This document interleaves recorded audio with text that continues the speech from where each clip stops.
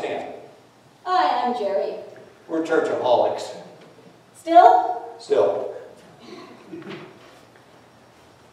We lead a church that's addicted to rules, rituals, traditions, and institutions. And we think there's a lot we can learn from the 12-step programs of Alcoholics and Narcotics Anonymous about breaking addictions. Rebecca Simon Peter, who is a theologian, an author, and a teacher, has written this. Alcoholics Anonymous has forever changed the church. There are 15 things that AA can teach the church. Alcoholics Anonymous has forever changed the church. And it has done it right under our noses. Or better put, in our church basements, classrooms, and meeting rooms. AA introduced the concept of spirituality apart from religion. It took away the middlemen. It has put into place the most successful self-duplicating small group model in recent history. And it has done it by emulating the model of the early church. It has done it by copying the model of the early church, the Acts church. On June 10th, AA turned 80 years old. From extremely humble beginnings, an estimated 23 million people in the U.S., 23 million, that's twice as many United Methodists as there are around the world, now live with long-term recovery from alcohol and other drugs. And here are the top 15 things that AA can teach the church. Stick to your primary purpose. We've talked about the main thing being the main thing. And remember, the main thing is to make disciples of Jesus Christ for the transformation of the world. You can't keep it unless you give it away. Get a sponsor. Each one teach one. Mentor someone. Let someone mentor you in the faith.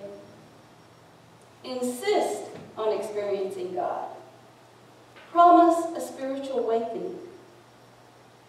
Focus on your spirituality. If you're going to keep the main thing, you need to focus. And you don't need a building. Really? Really. Huh. AA meets in places all around the world, and they don't own any of them. Don't sponge. AA has a tradition of being self-supporting through its own contributions.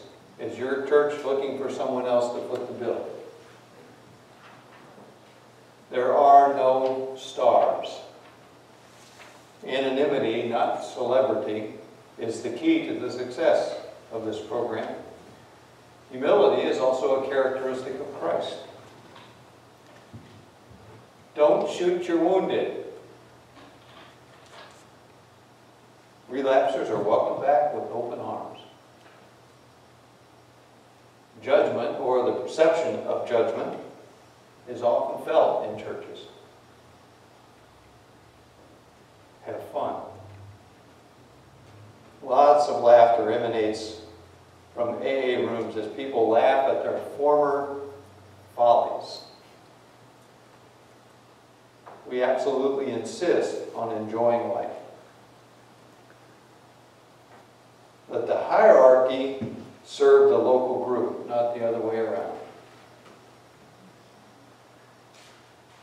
Denominational offices sometimes give the opposite impression.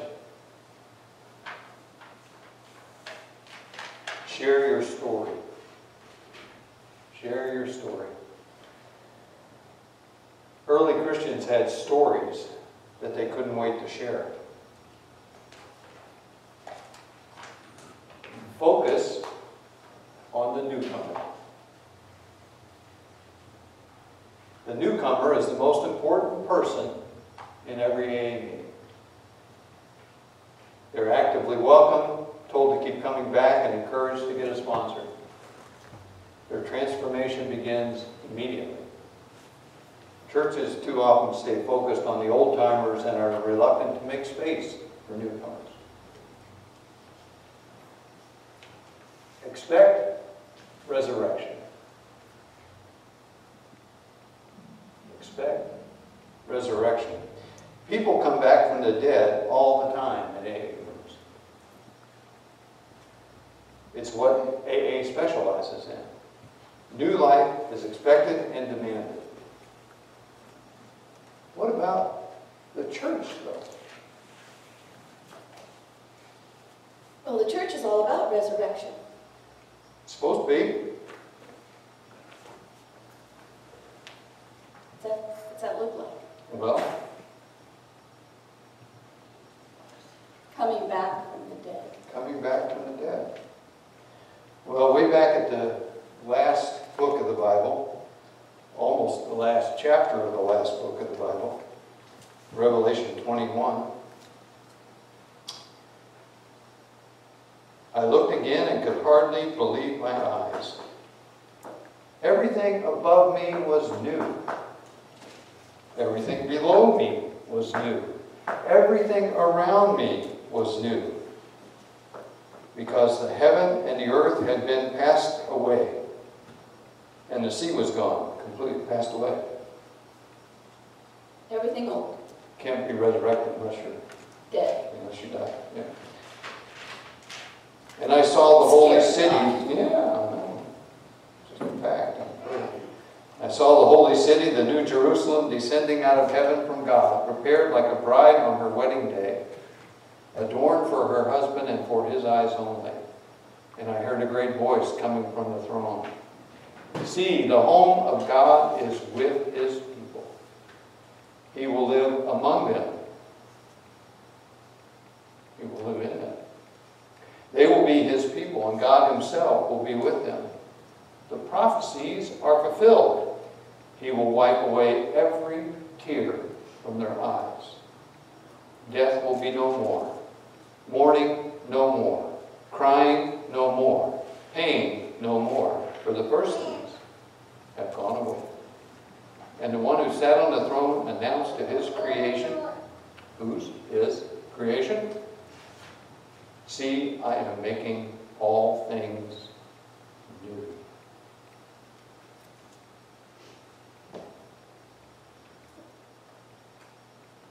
This is not an ancient vision of a long future event.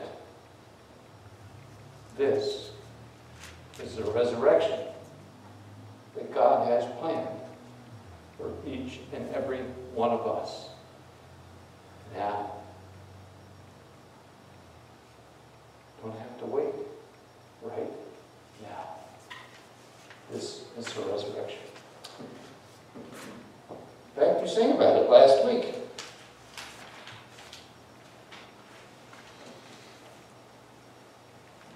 Not in the dark of buildings confining you. Not in some heaven light years away. But here in this place, the new light is shining. Now is the kingdom. Now is the day.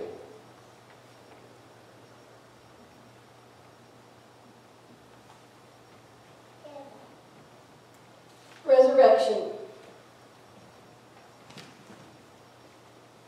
We have to die to be resurrected. There are several ways of looking at that. We're all going to die. That's maybe not the resurrection we're talking about. Jesus talks to the disciples about new life. Dying to the old, being resurrected to live new life. It says it in Mark chapter 2. Verses 21 and 22. There are new things I'm teaching, and they can't be reconciled with old habits. And for you sewers, seamstresses out there, nobody would ever use a piece of new cloth to patch an old garment. Because when the patch shrinks, it pulls away and makes the tear even worse. So you know when you have that favorite threadbare shirt, you can read the newspaper through it, it's soft and flimsy, and it gets a little tear, and you wonder how you're going to mend that, and you know what happens the minute you sew a new piece of cloth on that. The fabric is not strong enough to support it. Sometimes it's beyond patching. Sometimes it has to be abandoned for a new shirt. And for you scientists. And nobody puts new, unfermented wine into old wineskins. Because if he does, the wine will burst the wineskin. And both the wineskin and the wine are lost. No, the only appropriate thing to do is put new wine into new wineskins. So we know, and science has proven that as we get older, everything about us gets a little more rigid, a little stiffer, a little less willing to change habits, change ideas, change our mind. And Jesus is saying, to accept the Christian challenge, you must have an elasticity of your mind. Your wineskin has to expand with the new wine. Or the old wineskin ruins the new wine. And the new wine will burst the old wineskin. This prophecy comes to life when we look at Isaiah 43, 18 through 19. Forget about what's happened. Forget it. Don't keep going over old history. The old rituals, rules, and traditions of Israel are not going to hold the new life of Christ. Be present. Be alert. I'm about to do something brand new. It's bursting out. Don't you see it? New wines need new wineskins. And new life cannot happen in an old mind, in an old person. When we die to the old, resurrection happens. New life happens. Paul, the Apostle Paul, writes to the Corinthians,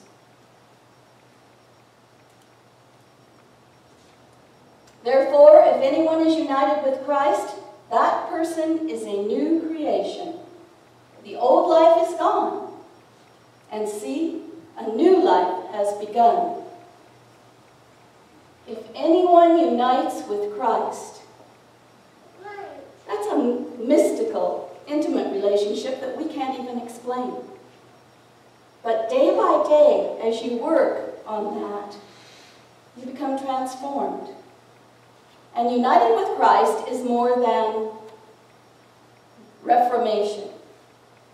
You're not just reformed or new ideas come into being.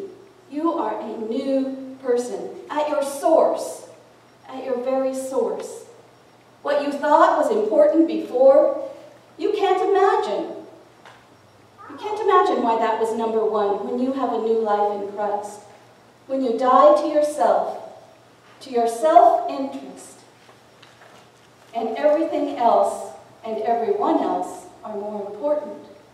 That's a resurrected new life that you have in Christ.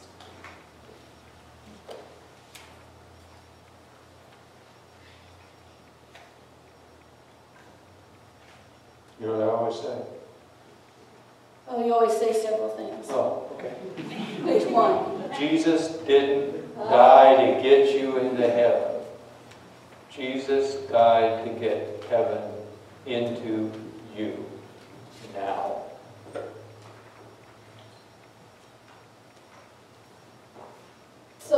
new life.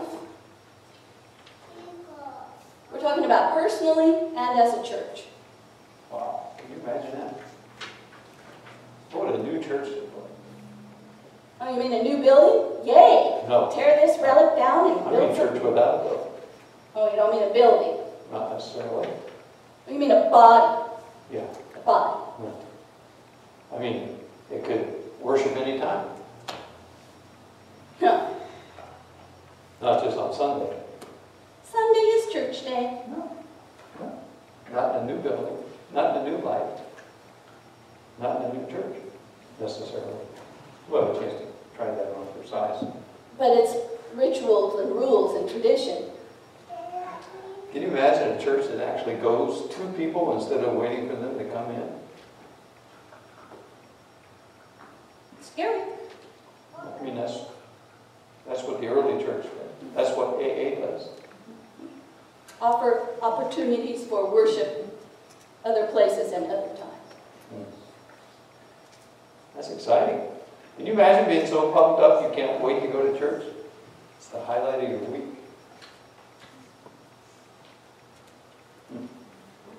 Can you imagine life without the pronouns I and me?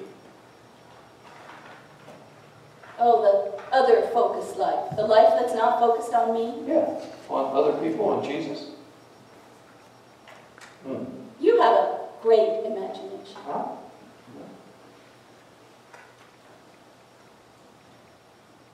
Can you imagine a world free of addictions?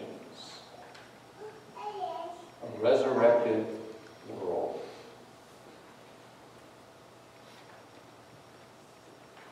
What would that look like?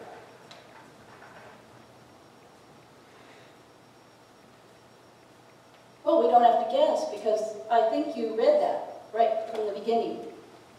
The resurrected world. See, I am making all things new.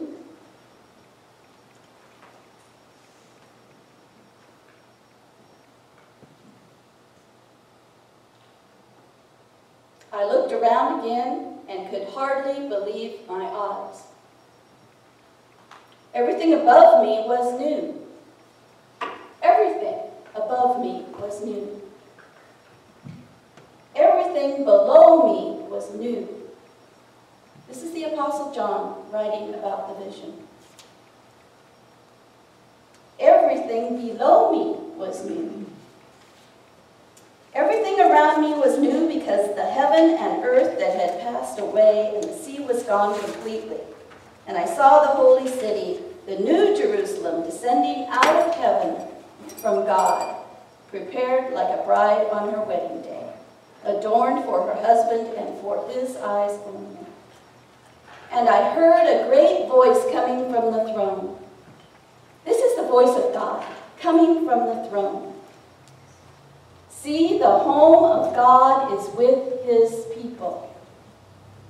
God is with his people. He will live among them. He lives in you and I among the people. And God himself will be with them. The prophecies are fulfilled. He will wipe every tear from their eyes. When the people are fed, when the people are clothed, when the prisoners are visited, when the stranger is welcomed, that's when every tear is wiped away. Death will be no more. Mourning no more. Crying no more. Pain no more. For the first things have gone away.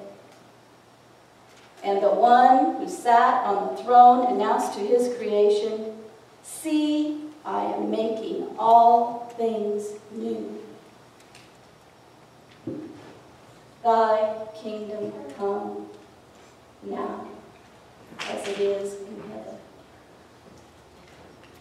Not in the darkness of buildings confining, not in some heaven light years away, but here in this place, the new light is shining.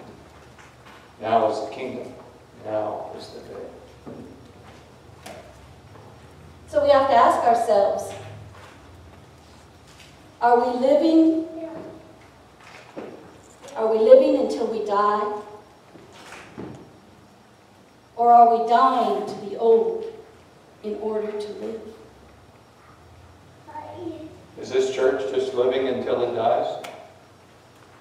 Or is it dying to be reborn, made new? God will resurrect us and give us new life. All we have to do is surrender the way Jesus did. Surrender the way Jesus did. Expect resurrection.